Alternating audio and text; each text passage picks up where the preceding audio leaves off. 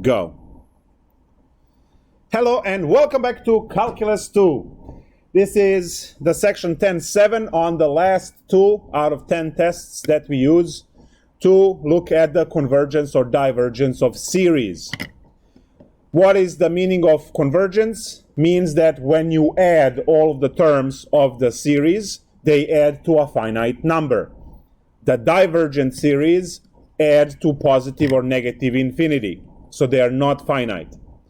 We have seen a fair share of convergent and divergent series, and today we have these last 2 tests, root and ratio test. They're very easy to spot. We'll start with ratio test. This is one of the most important tests that we actually have for series. This is pretty much the only test that will be used in the next chapter 11, and this is the only test that appears in differential equations as well. So this is, if you are picking 2 tests that are the most important, it will be ratio followed by the nth term or divergence one.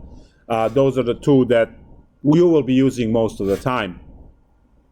I mean in later courses. So now what is the ratio test? So ratio test is going to have just summation an. Anything can be ratio test. And the way you solve ratio test is you take the limit of an plus 1 divided by an in absolute values as n goes to infinity. So you have some series,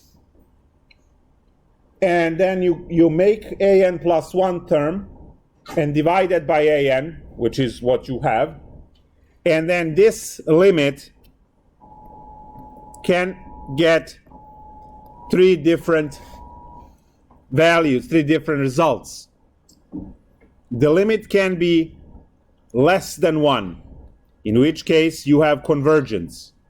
The limit can be larger than 1, in which case you have divergence. And limit can be equal to 1, the test is inconclusive, use something else.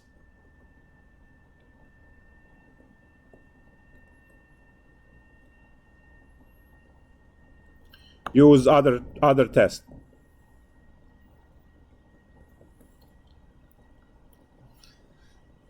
So this is it. This is what you need to know.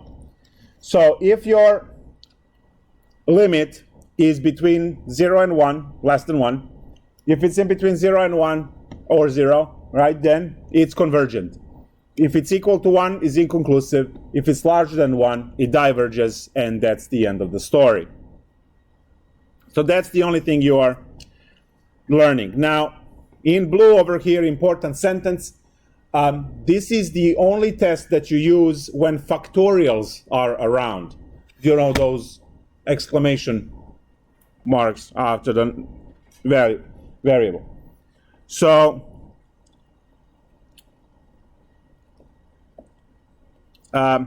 when n factorial is present, use ratio test. So let's take a look at few examples of this test. Again, this is great when you start mixing different types of, let's call them functions, especially when they are not compatible with each other, so you can't do any other test, or they're a mixture of 2 tests and so on.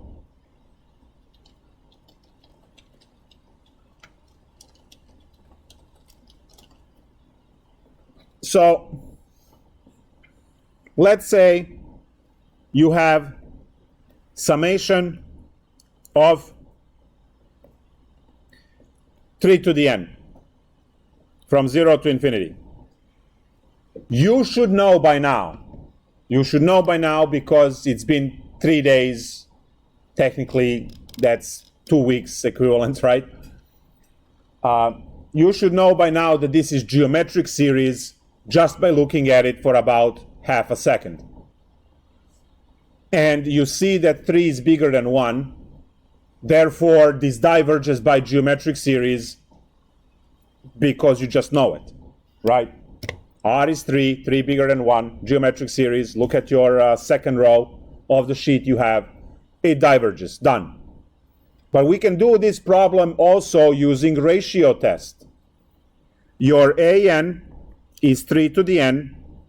Your an plus 1 is 3 to the n plus 1. And now your job is to compute the limit as n goes to infinity of 3 to the n plus 1 divided by 3 to the n. Now we use basic algebra to peel off one of the 3's, and we get 3 to the n divided by 3 to the n, which cancels. And you just get that the limit is 3.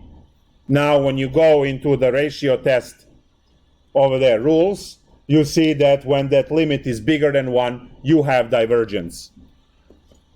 So this is a problem which we can solve using either geometric series, or we can use, as you can see, ratio test and get the same answer. Obviously, you always have to get the same answer, and that's given.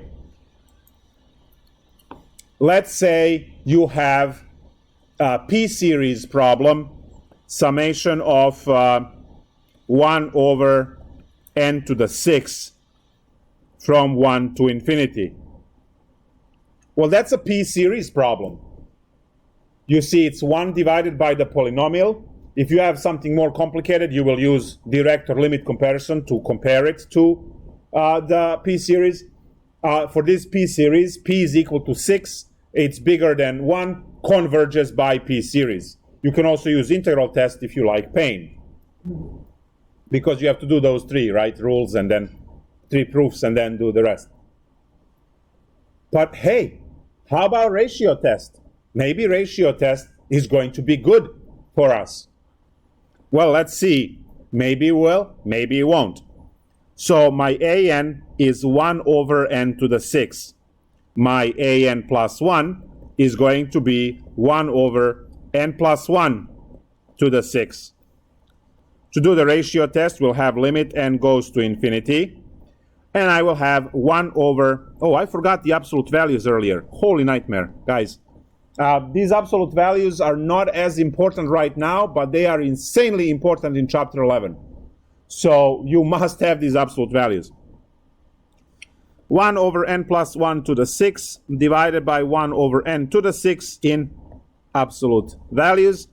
Now we have limit n goes to infinity. And when I solve this, I get n to the 6 divided by n plus 1 to the 6. And then using basic algebra, I can just put all of this into n plus 1 to the 6 as n goes to infinity. Now, using the rules of limits, you can sneak the limit inside n over n plus 1 to the 6. And what you get is 1 to the 6, which is 1. So test is inconclusive. When you get inconclusive because limit is equal to 1, well, then you don't know, using ratio test, whether it converges or diverges. You cannot make any claims unless you are guessing. Right, Matt? Unless you're guessing. You can make the claim in that point. So now we have this one worked out to be inconclusive. Now, we know it converges by p-series. We know it converges by integral test if you care to crank it out. But ratio test was not successful in figuring out the convergence or divergence of this problem. So it's not a test that it's like a, super test that does everything. It doesn't. Now, one thing that this test is awesome at is dealing with the problems that have factorials. For those of you who don't know or never seen factorials before, I know I briefly introduced factorials, n with the exclamation over here. It's read as n factorial. This is equal to 1 times 2 times 3 times 4 times ... times n minus 1 times n. So it ends with whatever integer you have in this thing. So 5 factorial is 1 times 2 times 3 times 4 times 5. And when you simply multiply all of those numbers, you will get 120. Now, the neat feature here is that n plus 1 factorial is simply n plus 1 as a term times n factorial, which contains all of the previous terms up to and including n. So this is a cool formula because this is the way we peel off terms, because we need to peel off terms in certain problems. So if I have, let's say, 7 factorial, I can write it as 7 times 6 factorial. I can also write it as 7 times 6 times 5 factorial. So we can go all the way we want with this, as long as we are peeling off one of the numbers and leaving the rest of the numbers inside. If you took statistics, you already have this skill from counting when you did combinatorics. So these are the factorials. We saw that factorials grow faster than exponential functions, and they actually show up a lot. They will be with us pretty much every problem all the time in chapter 11, and then an entire chapter of differential equations solving by power series will have factorials all over the place. So these guys are not going away anywhere. Now, to deal with a problem, say summation of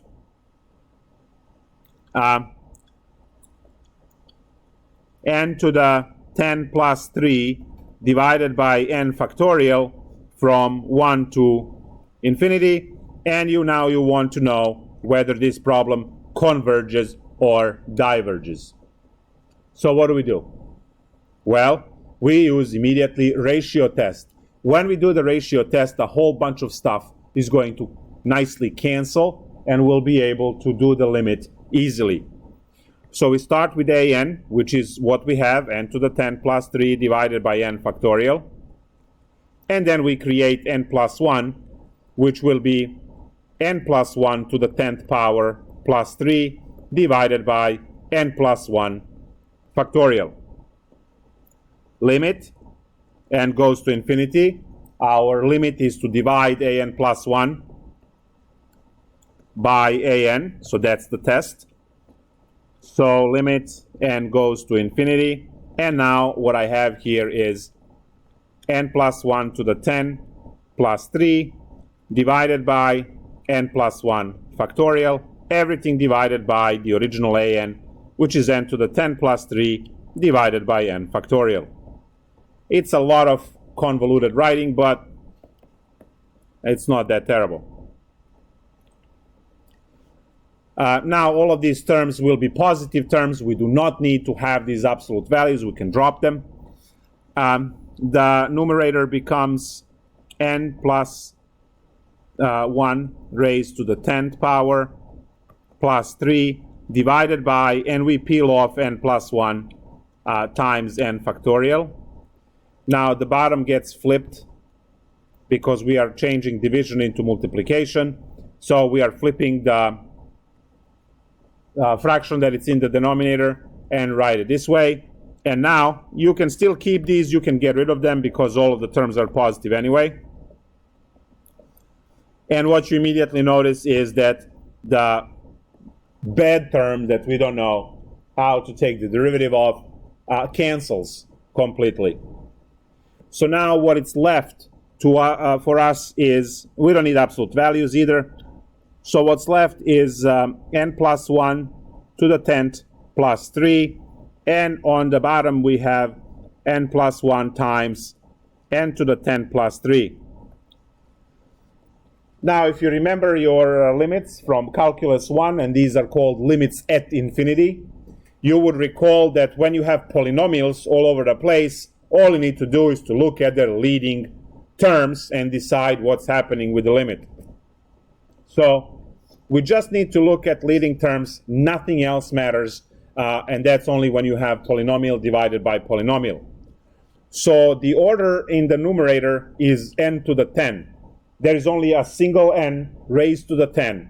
Now you're going to have 10 to the 9, n to the 9, n to the 8, and all of the other ones, but we don't care about them. We just want the leading one.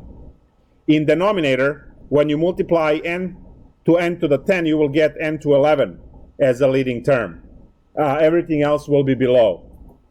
So now when you have this situation, you know that the limit is 0 because you have higher exponent in denominator, right? N to the 10 will cancel to 1 over n, so 1 divided by infinity is 0.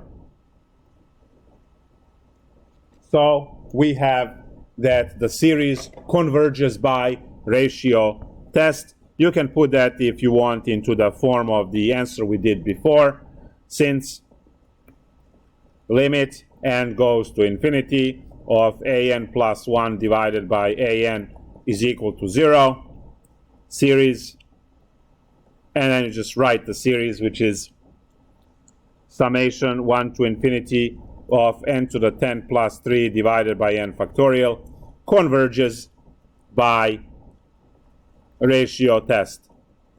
Very, very straightforward. You have your an, you make your an plus 1, you divide the two, work out the algebra, take the limit, you're done. Let's take a look at one of the homework examples from the textbook. So we're going into chapter 10, and then section 7, root and ratio. Let's find the ratio test problem.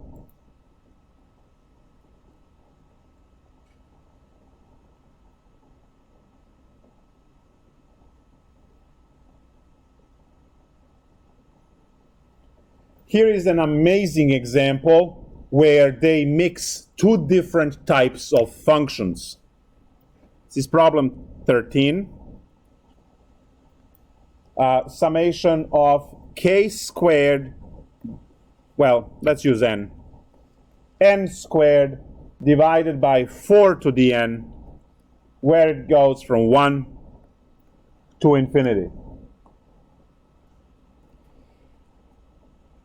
If you just had n squared, then you can claim divergence by p series, because the exponent p would be -2 because you have to ship it in denominator, right?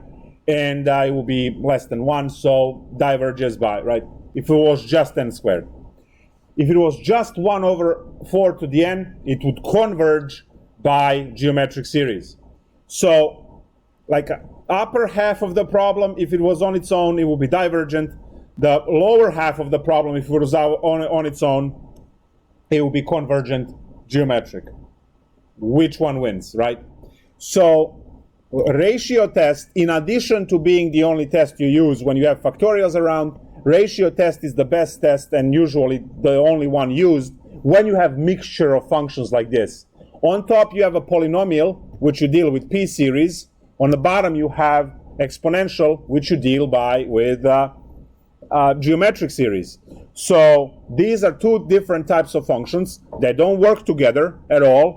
So the comparison tests and ratio test is pretty much your only bet to attempt and solve this. So now my an is going to be n squared over 4 to the n, and an plus 1 is going to be n plus 1 squared divided by 4 to the n plus 1. So immediately we write an, which is whatever is after the summation, and then you have an plus 1 by adding 1 to each n you see, making sure they're in parentheses and all of that. Limit, n goes to infinity. Absolute value. The next problem will be the last one for ratio test, and we'll see these absolute values at least once in use. So now I have this, and I need to divide. So I'm going to have n plus 1 squared over 4 times 4n times 4 to the n over n squared. So you saw me skip 2 steps right here. Instead of writing an plus 1 over an and then flipping and then peeling, I did all in one shot. I wrote an plus 1 times 1 over an and peeled off 4 from n plus 1. So now this 4 to the n cancels. That's why we peeled off 1. And what's left over here is n plus 1 squared divided by 4n squared. You can still keep these. You don't have to because all of the terms are positive. And now when you take a look at this limit, it becomes 1/4 because you have n squared on top and you have 4n squared on the bottom. So technically it's n squared over 4n squared, which is 1/4. So that's less than 1, which means convergence. You get to write the answer, same way we wrote last time. Since limit is less than 1, series n squared over 4 to the n converges by ratio test, and you are done. And let's take a look at one problem where we actually get to use absolute values because, as I said, it's going to be used in chapter 11, but we can also use it here at least once. Let's say problem 20. It's another problem that mixes two different functions. We have summation 1 to infinity. And what do we know about this? Negative 1 to the n factorial divided by n to the 6. What do we know about this negative 1 to the n term? It's alternating from yesterday, exactly. Now, you have a choice on cranking alternating series test on this one, or you can crank ratio test. You will have to do ratio test eventually when you are ready to do the summation. But see, for ratio test, you have to show that this thing is decreasing. You have to show that the limit is 0. And if the limit is not 0, this thing will fail divergence test, right? Now, you already see that's the case, I hope, because when you have n factorial pinned against n to the 6, which is polynomial. We know that polynomials are slower than exponentials. Exponentials are slower than factorials, and factorials are slower than n to the n, right? So n to the 6 grows much slower than n factorial, meaning that the limit over here is not going to be 0. So this problem immediately fails by, you pick divergence test or alternating series. Either one of those, they both have if the limit is not 0, right? Look at your sheet. If the limit of an is not 0, the series is divergent. But we want to use ratio because we can. And the ratio test, absolute values are going to kill that negative 1 to the n term, because every time, every other term will be negative, but when absolute values applied, they're all just become 1. So if you have absolute value of negative 1 to the n, it always works out to be 1. So it gets to be ignored every time when you have this negative 1 to the n inside, right, the absolute values for the ratio test. So now for the ratio test, an is good old negative 1 to the n factorial over n to the 6, and an plus 1, which is what's going to go in the numerator, is negative 1 to the n plus 1 factorial divided by n plus 1 raised to the 6. So every n you see gets its own plus 1. Now for the ratio test, we have the limit n goes to infinity, and absolute values are just going to kill these negative 1 terms, so I'm not going to bother writing them. I have an plus 1, which will be n plus 1 when you peel it off, times n factorial divided by n plus 1 to the 6th power times n to the 6 over n factorial.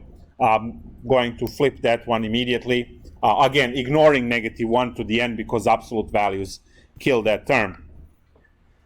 N factorials are gone.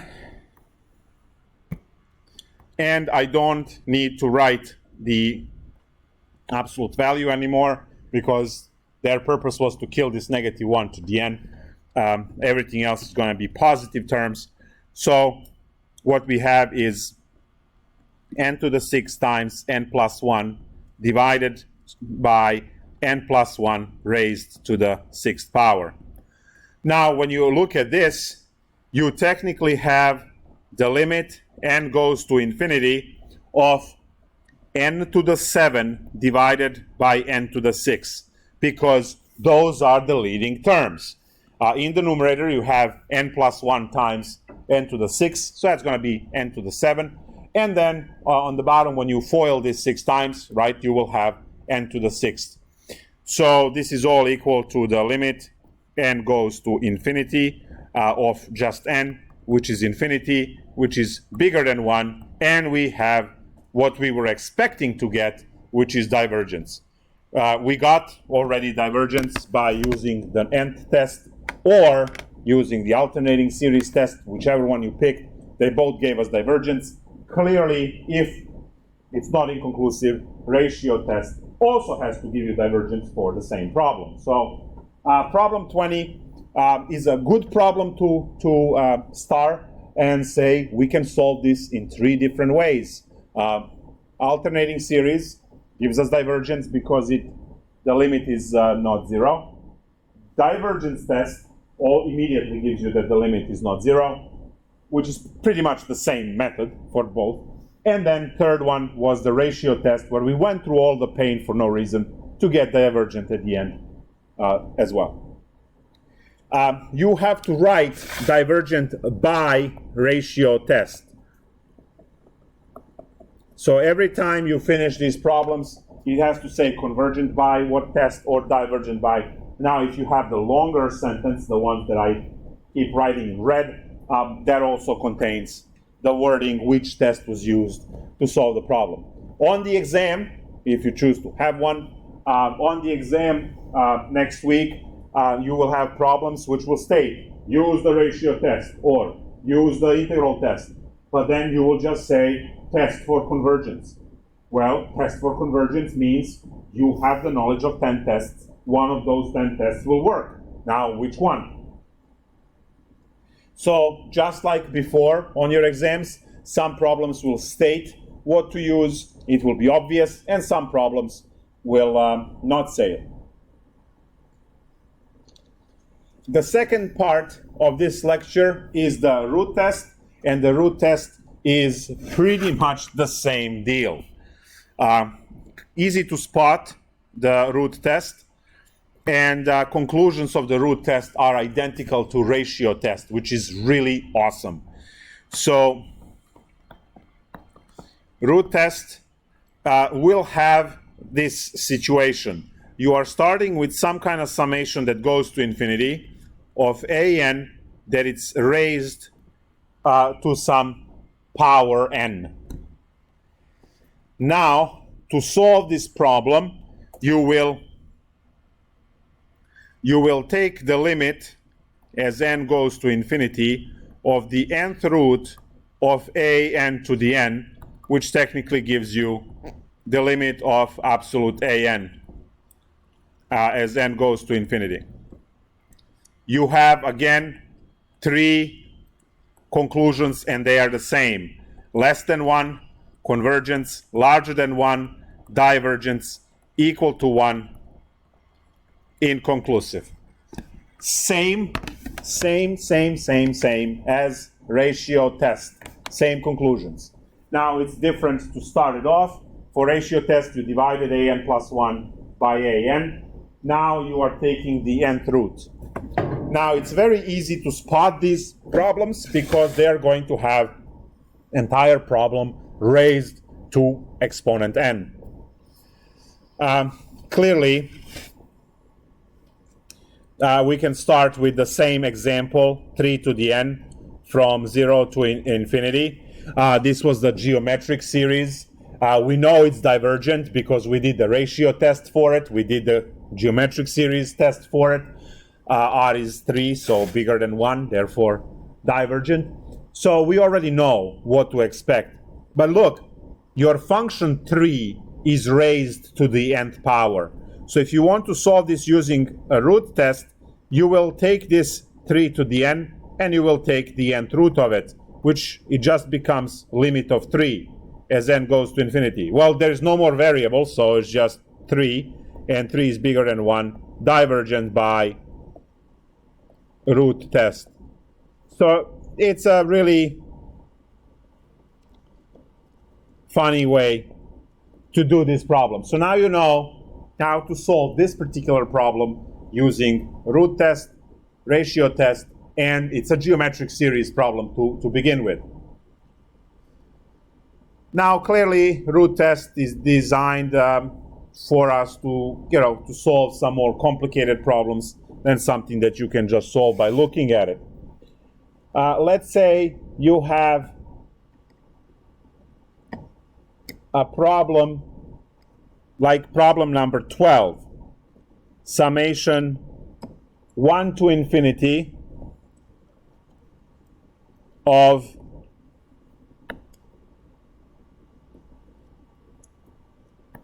open parenthesis negative 2k over k plus 1, everything raised to the k.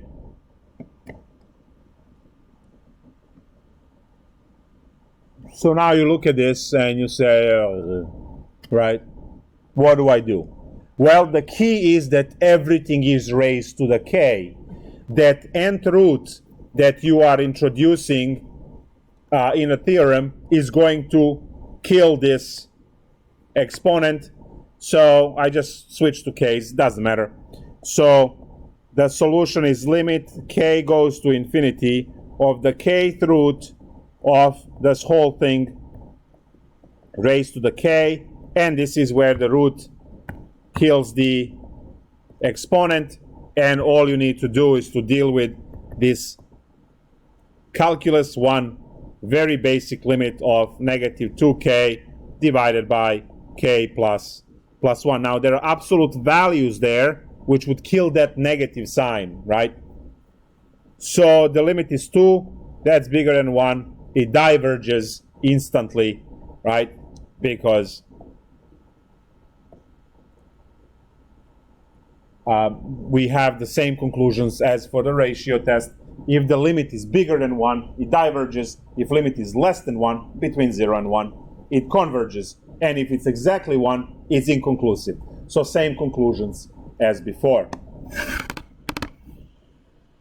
Now you are going to run into some more interesting problems here.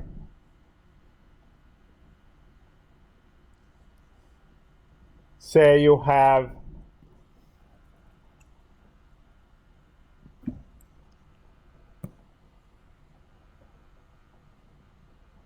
problem 44, summation of 1 to infinity, open parenthesis, 1 minus 1 over, let's use n again, n, and then you have n squared on top over there.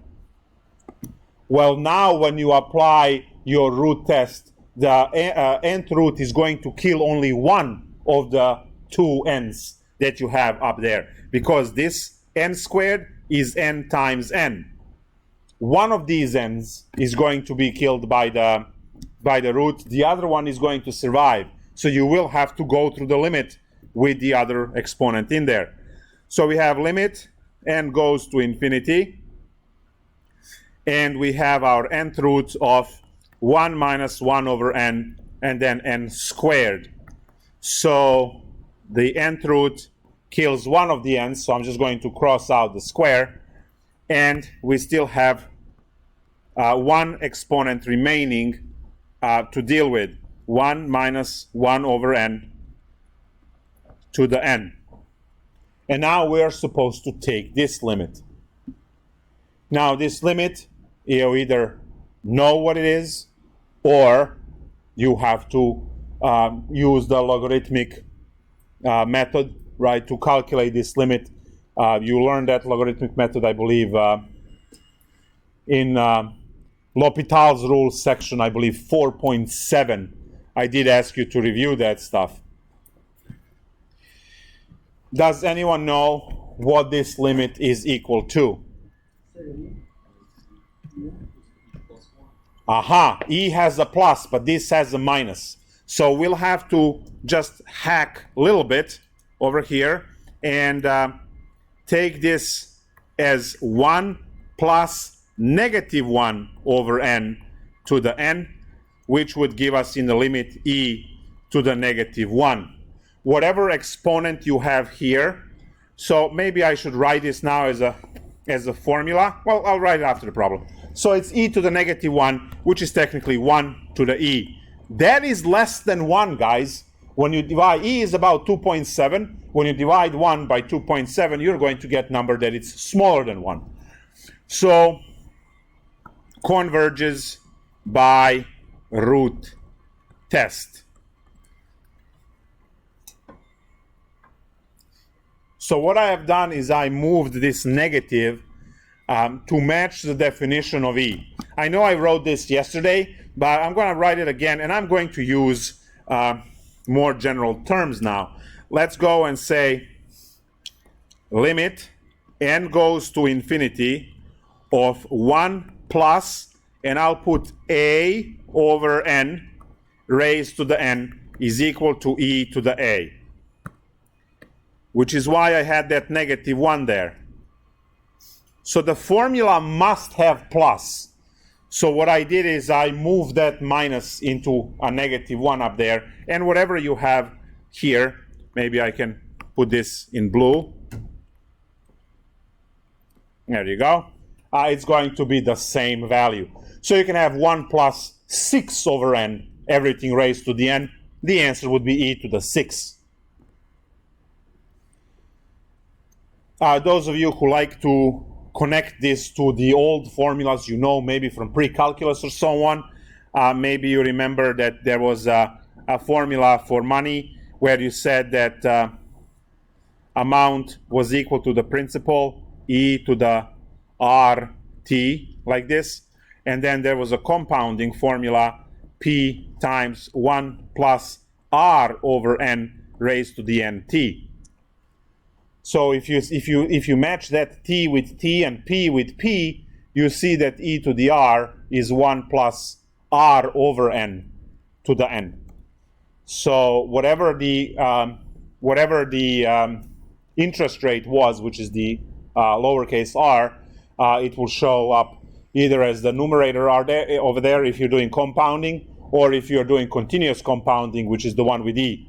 But now you know in calculus that it's just the top equation is the limit of the bottom equation, which is the highest interest you are paying, because when it compounds continuously, right? Your credit cards compound 12 times a year because there are 12 payments. Your car payments 12 times a year. So compounding is done if you pay monthly. It's done every month. So the highest value that you can get out of compounding is if you compound continuously. Now, banks do compound daily, and they keep that because we have 365 days. Good. They sometimes keep it at 350, sometimes at 360, depending on the bank. So now you know that to look for this, but the problem was, so one of the two was killed by the root n, which is the procedure, and the other one remained. Then we take this minus because we know it must be plus from the formula. Take that minus, put it on 1, keep that as a plus, and then this becomes the exponent of e, so e to the minus 1. If your answer was e, then e is bigger than 1, it would diverge, right? So if this problem was there with a plus to begin with, plus like that to begin with, then the problem would be divergent because the limit would be e is bigger than 1, therefore divergence. So root test is very easy to spot because you have these exponents of n or k, whatever they have. Those exponents are applied to everything, and then you get to use it. Now, if you see a problem which is combining, we solved the problem like this before, but now it's good time to talk about it again, like problem 19, summation of 2 to the k raised to the k to the 99th power, 1 to infinity, right? This is, I know there is a k right over here, but there is no k downstairs. It's 99. So this problem is a ratio one. Ratio test, not the root test.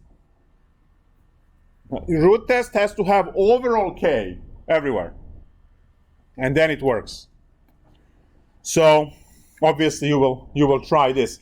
I saw something else that was really cool over here. Ooh, 24. Look stuff. Well, we learned that we need to ignore -1 to the n+1. No one cares about that because absolute value is going to kill it. But you have 3 to the k squared divided by, n squared. I'm switching k's and n's. N squared divided by n to the n.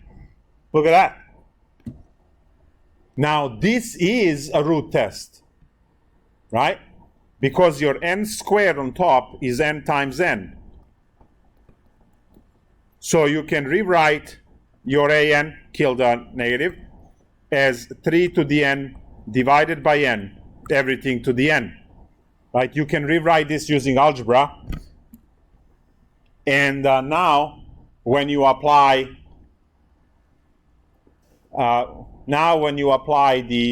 the test, it's going to kill that n, and then from there, right? You have it.